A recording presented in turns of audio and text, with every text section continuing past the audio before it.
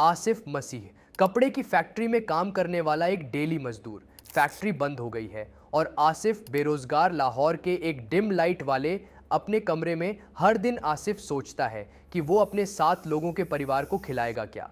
नौकरी से निकाले जाने के बाद उसने मजदूरी की, ऑटो रिक्शा चलाया। उसकी पत्नी शमीम भी उसकी मदद करती है, मगर उनकी 3 बेटियों और 2 बेटों का पेट भरने के लिए ये काफ़ी नहीं है। पहले ऐसा नहीं था दोस्तों। वो बताते हैं कि 500 रुपयों में दिन का गुजारा हो जाता था, लेकिन अब चीज़ें बदल गई हैं। सिर्फ एक बार का खाना बनाने के लिए उन्हें 1500 रुपये चाहिए होते हैं। एक रोटी की लागत 25 रुपये तक है। जब खाना ही नहीं है तो आप इमेजिन कर ही सकते हैं कि क्या हालात होंगे। हालत यह है कि उनका कोई भी बच्चा स्कूल नहीं जाता। हाल के कुछ सालों में लगभग 1600 कपड़ा कारखाने बंद होने के बाद से आसिफ जैसे 7 लाख मजदूरों की यही हालत है। आटा चावल जैसी ज़रूरी खाने पीने के सामान की कीमत दोगुनी से भी ज़्यादा हो गई है। बीते रमज़ान के महीने में जनता ने प्याज 300 रुपये, टमाटर 200 रुपये, लहसुन 600 रुपये किलो और दूध 210 रुपये किलो खरीदा है। पिछले साल आपने पाकिस्तान की वो वीडियो देखी ही होगी जिसमें लोग खाने के पैकेट्स के लिए छीना झपटी कर रहे हैं। लेकिन बात केवल उस वीडियो की नहीं है, पाकिस्तान की अर्थव्यवस्था की है, जो आईसीयू में है और ऑपरेशन कर्ज पर किया जा रहा है, जिसे चुकाने के लिए और कर्ज लेना पड़ रहा है। ये नौबत आ गई है कि उन्हें अपनी इकलौती एयरलाइंस पीआईए तक बेचनी पड़ रही है। आप सोच रहे होंगे कि हमारे पड़ोसी की ये हालत हुई कैसे। 1960s में एशिया का लीडर कहाँ सुना जाने वाला देश यहाँ तक कैसे आ गया। अब क्या कोई सॉल्यूशन है या कोई उम्मीद भर नहीं आती? दोस्तों, आज के वीडियो में हम इन्हीं सवालों के जवाब खोजेंगे और इकोनॉमिक्स की वजह से किसी देश की जियोपॉलिटिकल स्टैंडिंग पर क्या असर पड़ता है वो समझेंगे। लेटेस्ट से ही शुरू करते हैं दोस्तों। पाकिस्तान इस वक्त गंभीर आर्थिक संकट में है। जैसा हमने आपको बताया, खाने के सामान से लेकर रोजमर्रा की चीजों तक सब कुछ महंगा हो रखा है। सरकार के पास केवल 14 बिलियन अमेरिकी डॉलर यानी 1,16,000 करोड़ रुपए का फॉरेन रिजर्व बचा है। इंटरनेशनल मॉनेटरी फंड से जो 3 बिलियन यूएस डॉलर का रिलीफ पैकेज मिला था, उसकी आखिरी किस्त भी पिछले महीने ही आ चुकी है। अब देश चलाना है तो सरकार को चाहिए पैसे, फिर इंतजाम कहां से हो? देश के प्रधानमंत्री शहबाज शरीफ ने इसका उपाय निकाला है कि सरकारी कंपनियों को बेचा जाए। तो अब पाकिस्तान अपनी इकलौती एयरलाइंस समेत सारी सरकारी फर्म्स को प्राइवेटाइज कर देगा, सिवाय अपनी स्ट्रेटेजिक एंटिटीज के। रीजन? क्योंकि पैसा नहीं है। अभी के हालात को और समझाने के लिए आपको कुछ फैक्ट्स बताते हैं। वर्ल्ड इकोनॉमिक आउटलुक के अनुसार पाकिस्तान में बेरोजगारी दर 8% के करीब है। आईएमएफ के अनुसार फाइनेंशियल ईयर 2023 में महंगाई दर 29.6% थी। पिछले साल के मई महीने में ये 37.97% तक पहुंच गई थी। स्टेट बैंक ऑफ पाकिस्तान के इनपुट्स बताते हैं कि दिसंबर 2023 में कुल एक्सटर्नल बोरोविंग्स 131.6 बिलियन अमेरिकी डॉलर है। अपनी 40% से ज्यादा एनर्जी सप्लाई के लिए देश इंपोर्ट्स पर निर्भर है। अब रूस यूक्रेन युद्ध हो या इजराइल हमास वॉर, कच्चे तेल की सप्लाई रुकती है। देश की अपनी रिफाइनिंग क्षमता भी इतनी नहीं है। इस वजह से करीब 4 करोड़ लोग अंधेरे में रहते हैं। उनके यहाँ बिजली तक नहीं पहुँचती। आगे के आसार भी अच्छे नहीं। वर्ल्ड बैंक ने 2024 के लिए केवल 1.8% की ग्रोथ का अनुमान लगाया है। तो दोस्तों, अब आप सोच रहे होंगे कि आखिर पाकिस्तान के इतने अलग अलग इंडिकेटर्स पर फेल करने की वजह क्या है। आइए एक एक कर जान लेते हैं। Number 1, debt trap. जानकार बताते हैं कि डोमेस्टिक डेट बड़ी समस्या है। टोटल डेट का लगभग 60%, इसका ब्याज भार भी 85% है। पाकिस्तान का एक्सटर्नल डेट भी लोन देने वालों की ओर झुका हुआ है। वैसे बॉन्डेड डेट कम है। डेट स्टॉक का केवल 8%, करीब करीब 69 बिलियन डॉलर। नवंबर 2023 तक पाकिस्तान चीन से इतना उधार ले चुका था। आईएमएफ ने 1958 से 23 बार और 1988 से कुल 14 बार पाकिस्तान को पैसे भेजे हैं। पाकिस्तान का डेट टू जीडीपी रेशियो पहले से ही 70% से ऊपर है। ये दुनिया की किसी भी बड़ी अर्थव्यवस्था का सबसे खराब रेशियो है। आईएमएफ और क्रेडिट रेटिंग एजेंसीज का अनुमान है कि इसे चुकाने में सरकार के रेवेन्यू का 50 से 60% चला जाएगा। Short term debt repayment pressure से स्थिति और भी खराब हो गई है। अप्रैल 2023 से जून 2026 के बीच पाकिस्तान को $5 बिलियन का भारी भरकम कर्ज चुकाना होगा। इससे क्या होगा दोस्तों? और समस्या होगी। लोन चुकाने के प्रेशर से फॉरेक्स पर प्रेशर पड़ेगा। Number 2, political instability. हमारे पड़ोसियों के बारे में एक कॉमन बात जिसके लिए आप बार बार सुनेंगे, वो है पॉलिटिकल इंस्टेबिलिटी। पाकिस्तान की आज़ादी के 76 बरस हो चुके हैं, लेकिन चुनी हुई किसी भी सरकार ने आज तक अपना टर्म पूरा नहीं किया। मिलिट्री का सरकार में सीधा दखल रहता है। ये बात ओपन सीक्रेट जैसी है। सेना की मर्जी के खिलाफ कोई भी सुधार नहीं कर सकते, आर्थिक भी नहीं। अभी हाल का एग्जाम्पल देख लीजिए। अप्रैल 2022 में जब प्रधानमंत्री इमरान खान की सरकार गिरी और इंस्टेबिलिटी की स्थिति आ गई, महीनों तक रैलीज चली, इमरान गिरफ्तार हुए, छूटे। इस सबसे होता यह है कि आर्थिक गतिविधियां ठप्प हो जाती हैं। देश एक डायरेक्शन में चल ही नहीं पाता। सरकार बदलती रहती है, आर्थिक नीतियां भी बदलती रहती हैं। इससे इन्वेस्टर्स की स्थिति बिगड़ जाती है। वो मन ही नहीं बना पाते कि कोई लॉन्ग टर्म इन्वेस्टमेंट करें। राजनीतिक उथल पुथल की वजह से आर्थिक मुद्दे पीछे छूट जाते हैं। फिर पाकिस्तान का सिक्योरिटी क्राइसिस है। बलोचिस्तान प्रांत में आए दिन बम धमाकों की न्यूज़ रिपोर्ट्स आती हैं। Number 3, natural calamities. Unfortunately Pakistan natural calamities के प्रति बहुत वल्नरेबल है, विशेषकर बाढ़ से। इन आपदाओं का देश की अर्थव्यवस्था पर अलग अलग तरह से असर पड़ता है। बाढ़ और अन्य आपदाओं के कारण इंफ्रास्ट्रक्चर बहुत सफ़र करता है। घर हुए, एग्रीकल्चर लैंड हुआ, सड़कें हुई, सब तहस नहस हो जाता है। इकोनॉमिक प्रोडक्शन पर सीधा असर पड़ता है। वर्ल्ड बैंक एस्टिमेट्स के अनुसार 2022 में जो बाढ़ आई थी, सिर्फ उससे ही देश को $30 बिलियन का डैमेज लगा। फिर लोग तो बेचारे प्रभावित होते ही हैं, उन्हें अपने घर छोड़ने पड़ जाते हैं। वापस आते हैं तो मुआवजे के लिए सरकार से गुहार लगाते हैं, दर दर की ठोकरें खाते हैं। इससे बेरोजगारी बढ़ती है, गरीबी बढ़ती है, माल की आवाजाही धीमी हो जाती है। डोमेस्टिक हो या इंटरनेशनल, ट्रेड पर असर पड़ता है। Number 4, macro issues. ये तो कुछ माइक्रो इश्यूज हुए, लेकिन हमें यह भी समझना होगा कि अर्थव्यवस्था के बड़े फॉल्ट्स, बड़े लूप होल्स क्या हैं। देखिए, 2 मुख्य प्रॉब्लम्स और हैं, फिस्कल डेफिसिट और करंट अकाउंट डेफिसिट। एक एक लाइन में ये भी समझ लेते हैं कि ये होता क्या है। फिस्कल डेफिसिट मतलब किसी फाइनेंशियल ईयर में अगर बजटरी एक्सपेंडिचर रेवेन्यू से ज़्यादा हो, यानी जितना कमाया नहीं उससे ज़्यादा खर्च दिया। करंट अकाउंट डेफिसिट माने गुड्स एंड सर्विसेज के एक्सपोर्ट की टोटल वैल्यू इंपोर्ट से कम हो, यानी खरीद ज़्यादा रहे हैं, बेच कम रहे हैं।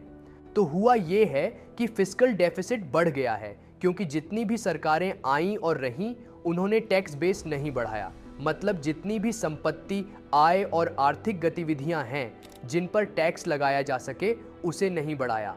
इसका एक रीज़न ये हो सकता है कि देश के डेमोक्रेटिक इंस्टीट्यूशंस बहुत मजबूत नहीं हैं।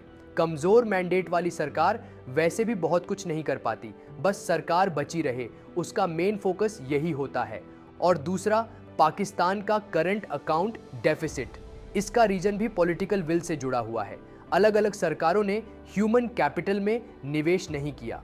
ह्यूमन कैपिटल, शिक्षा और स्वास्थ्य की कमी के चलते देश वैसे वैल्यू एडेड गुड्स बना नहीं पा रहा जो एक्सपोर्ट बढ़ाने के लिए चाहिए। Number 5, labour productivity. Economic transformation database ETD के आंकड़ों के मुताबिक 1990 और 2018 के बीच पाकिस्तान की लेबर प्रोडक्टिविटी औसतन केवल 1.33% रही। आप बाकी देशों की स्थिति देखिए। बांग्लादेश में यही रेट 3.88% रहा, भारत में 4.72% और चीन में 8.12%। किसी इकॉनमी में जब वर्कर्स लो प्रोडक्शन सेक्टर से हाई प्रोडक्शन सेक्टर्स की तरफ बढ़ते हैं, तब लेबर प्रोडक्टिविटी भी बढ़ती है।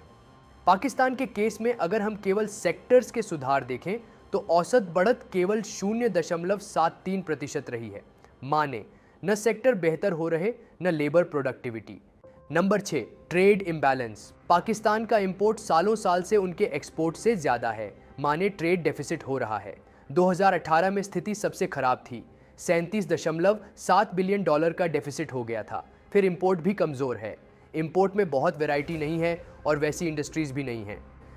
अब ये तो हुई वजह कि पाकिस्तान की ये हालत है क्यों, मगर वो देश इस स्थिति में पहुंचा कैसे, इसके लिए आपको चाहिए हिस्टोरिकल कॉन्टेक्स्ट। पाकिस्तान का decade on decade track record, जिससे आपको कुछ पर्सपेक्टिव मिल जाए।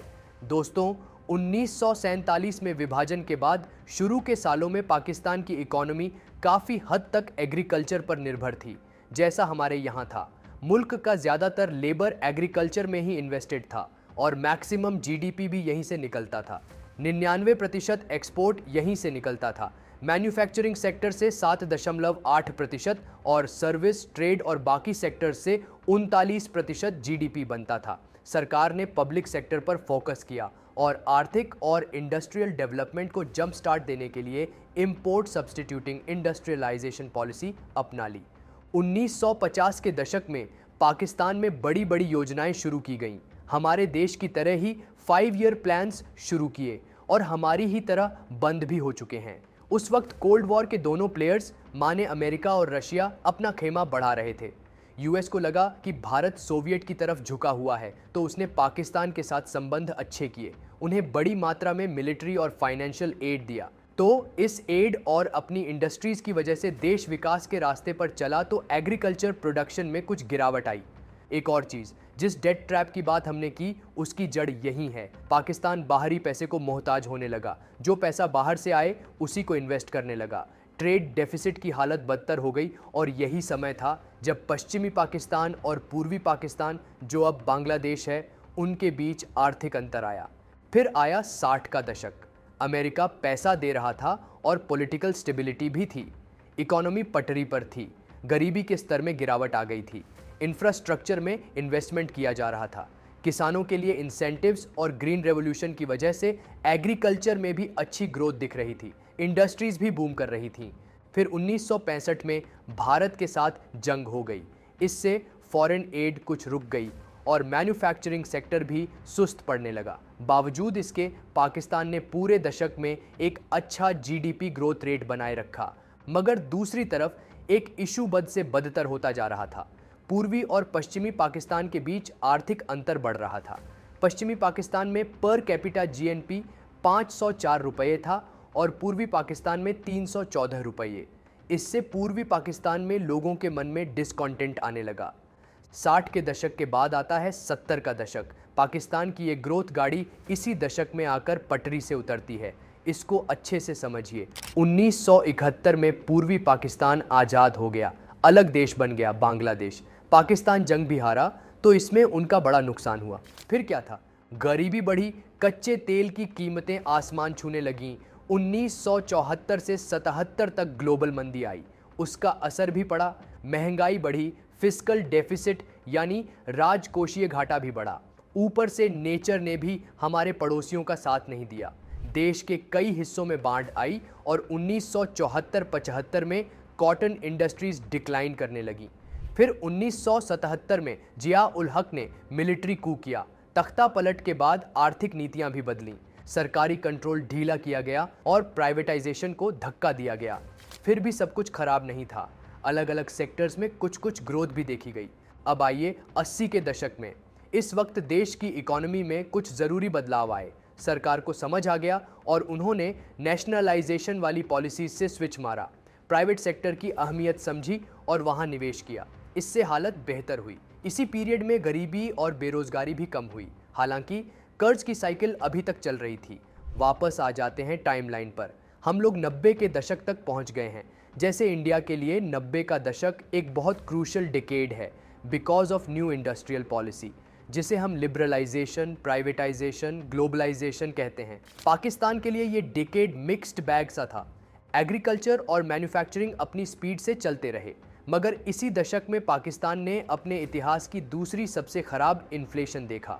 और इसकी वजह क्या थी? जीडीपी ग्रोथ रेट में गिरावट, इसके साथ बेरोजगारी बढ़ी।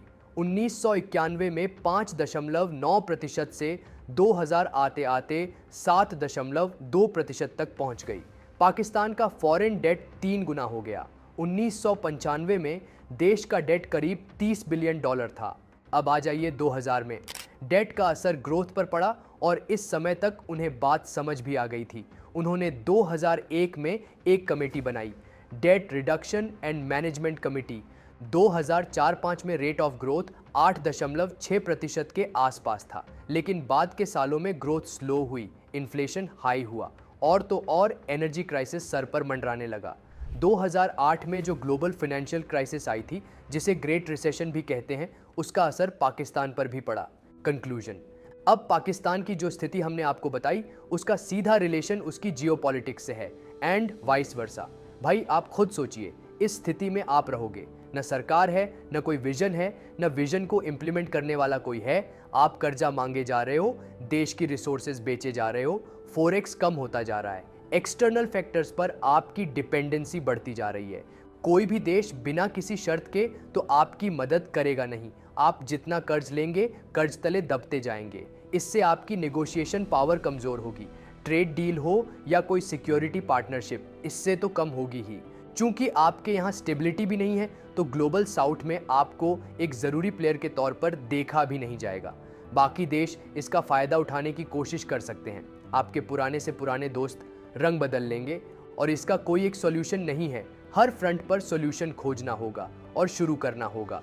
अब वेट करने का टाइम गया यहाँ से निकलने के लिए और वापस जियोपॉलिटिक्स में अपनी जगह बनाने के लिए आपको चाहिए कि आप एक प्लान के तहत काम करें।